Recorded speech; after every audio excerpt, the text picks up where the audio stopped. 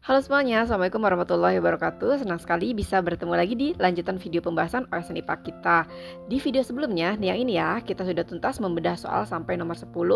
Nah, supaya tidak berlama-lama dan semangat kalian masih segar, yuk kita langsung lanjut ke nomor berikutnya. Soal kali ini cukup menarik karena sering muncul di ujian tahun-tahun sebelumnya. Mari kita bedah. Soal nomor 11, beberapa tumbuhan memiliki tipe biji ringan dan bersayap. Ada pula yang berdaging dan ada pula yang mampu bertahan di air. Pernyataan yang paling tepat terkait hal tersebut adalah A. Biji ringan dan bersayap lebih mudah tersebar di air. B. Biji berdaging lebih sering terbawa manusia. C. Secara alami semua biji berpindah tanpa bantuan apapun. D. Biji yang bertahan di air lebih sering berpindah melalui aliran atau arus. Sekarang untuk biji ringan dan bersayap itu biasanya disebut anemokoria karena dirancang untuk menyebar melalui bantuan angin bukan air. Contohnya misalkan biji mahoni atau randa tampak. Kemudian biji berdaging itu biasanya dia disebut juga zukori. Zukori ini biasanya disebarkan oleh hewan yang memakan buahnya, lalu bijinya dibuang di tempat lain.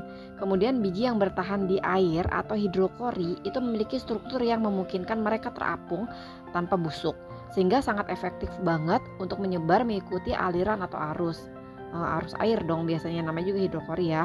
Nah contohnya misalkan kalau kalian ingin tahu itu contohnya adalah kelapa, kemudian bakau juga ya. Jadi untuk yang tepat yang sesuai dengan ilustrasi pilihannya itu adalah yang D, biji yang bertahan di air itu lebih sering berpindah melalui aliran atau arus. Nah di nomor 12 ini soalnya adalah pembuatan jalur ekologi di bagian bawah jalan tol berfungsi untuk memudahkan migrasi hewan berikut kecuali A. Kadal, B. Kera, C. Gajah, dan D. Ayam jantan. Untuk jalur ekologi di bawah jalan tol itu kan seperti terowongan ya. Ini ditujukan untuk hewan yang bergerak di permukaan tanah. Nah untuk kera itu biasanya dia bermigrasinya itu melalui tajuk pohon. Sehingga mereka lebih membutuhkan jembatan kanopi di atas jalan, bukan jalur di bawahnya. Jadi kalau ditanyakan yang kecuali, jadi jawabannya adalah yang kera. Lanjut di soal nomor 13. Kebakaran hutan akan berperan besar dalam menyumbangkan molekul titik-titik ke atmosfer. A. Nitrogen, B. Sulfur, C. Karbon, D. Hidrogen. Kalau terjadi kebakaran hutan itu kan banyak tumbuhannya ya. Nah, tumbuhan itu mengandung senyawa organik berbasis karbon. Jadi, saat terjadi kebakaran, terjadi reaksi pembakaran yang memecah ikatan kimia tersebut. Nah, karbon yang tersimpan di dalam kayu itu, juga di daun, itu akan bereaksi dengan oksigen, dilepaskan ke atmosfer dalam bentuk gas karbon dioksida atau CO2. Nah, ini loh yang merupakan penyumbang utama efek rumah kaca. Jadi untuk jawaban yang benar adalah yang C, karbon. Soal nomor 15, sebuah danau memiliki populasi ikan nila, ganggang hijau, plankton, dan burung bangau. Ikan memakan plankton, sedangkan burung bangau memakan ikan.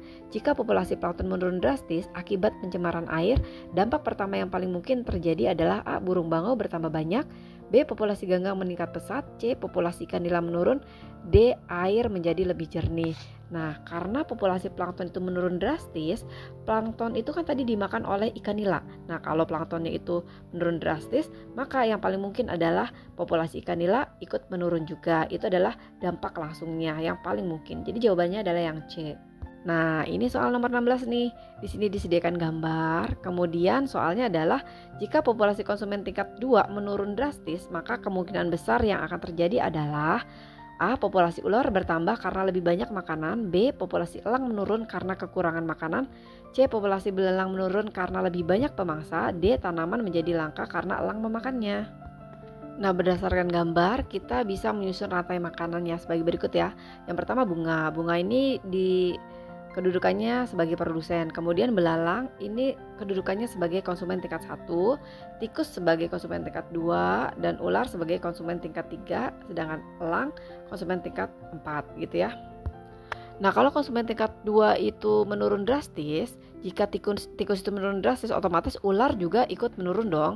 Dan sebagai pemangsa ular, elang juga akan ikut kehilangan sumber makanan utamanya. Maka elang itu akan tidak mendapatkan energi sehingga jumlah populasinya juga akan menurun ya. Kalau untuk pilihannya A, populasi ular bertambah karena lebih banyak makanan, itu salah karena tikusnya tadi kan menurun drastis. Kemudian yang C, populasi belalang menurun karena lebih banyak pemangsa, ini juga salah. Belalang itu malah meningkat karena pemangsanya menurun drastis gitu ya. Kemudian yang D, tanaman menjadi langka karena elang memakannya. Nah, ini hubungannya sangat jauh banget, tidak ada hubungan langsung gitu ya. Jadi jawaban yang benar adalah yang B.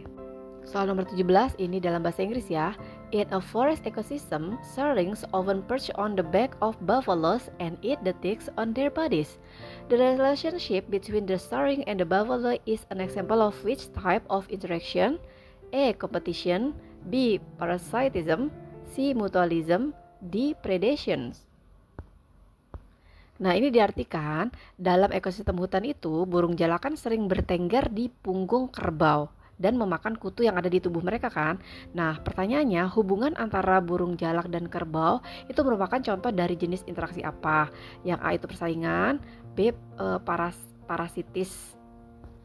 parasitisme atau C mutualisme, D predasi. Nah, kalau kalian perhatikan burung jalak atau starling itu kan dia makan kutu sehingga dia kenyang gitu ya, membuat perutnya kenyang. Dan kerbau atau buffalo itu untung juga karena tubuhnya itu menjadi bersih dan sehat tanpa kutu karena kutunya tadi sudah dimakan oleh starling atau burung jalak. Sehingga interaksi mereka adalah interaksi yang saling menguntungkan. Jadi jawabannya adalah yang C mutualism. Soal nomor 18 itu tentang seekor unta dapat bertahan hidup di gurun karena memiliki punuk yang berisi lemak. Fungsi punuk tersebut adalah A. Untuk menyimpan air agar unta tidak haus, B. Menyimpan energi cadangan, C. Menghasilkan panas agar tubuh tetap hangat, D. Menyerap oksigen dari udara panas. Untuk pilihannya A itu kurang tepat ya, karena unta itu menyimpan airnya itu bukan di punuk anak-anak ya, tapi di dalam aliran darah dan sel tubuhnya. Oke, yang C itu juga justru salah ya. Justru punuk itu membantu mencegah tubuh terlalu panas, bukan untuk menghangatkan. Kemudian pilihan yang D, punuk itu tidak berfungsi untuk pernapasan atau penyerapan oksigen. Sehingga jawaban yang nomor 18 ini adalah yang B, menyimpan energi cadangan. Soal nomor 19, perhatikan grafik berikut. Pada eksperimen gelombang air, Amira mencatat amplitudo gelombang pada berbagai jarak dari sumber getar. Grafik tersebut menunjukkan hubungan amplitudo terhadap jarak. Apa yang paling mungkin menjelaskan pola penurunan amplitudo gelombang ini? A. Gelombang kehilangan energi karena gesekan dan dispersi saat merambat. B. Gelombang bertambah kuat karena penambahan energi dari medium. C. Amplitudo berkurang karena frekuensi gelombang menurun. D. Amplitudo menurun akibat panjang gelombang memendek. Pada gambar itu menunjukkan bahwa semakin jauh jarak dari sumber getar di sumbu X, maka nilai amplitudo gelombangnya semakin kecil atau menurun di sumbu Y.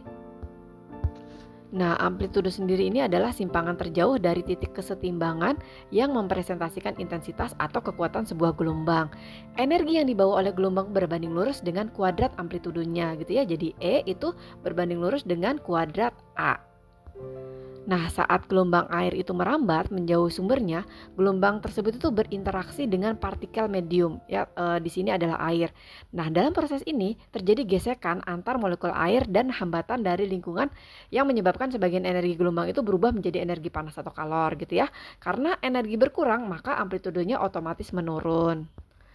Sehingga penyebab yang paling benar dari penurunan amplitudo pada grafik tersebut adalah hilangnya energi gelombang akibat faktor eksternal seperti gesekan dan penyebaran energi saat merambat. Jadi jawaban yang tepat adalah yang A.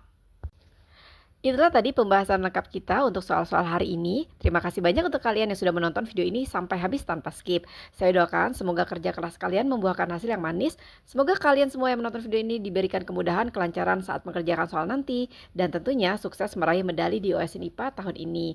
Sampai jumpa di video pembahasan selanjutnya dan tetap semangat belajar. Wassalamualaikum warahmatullahi wabarakatuh.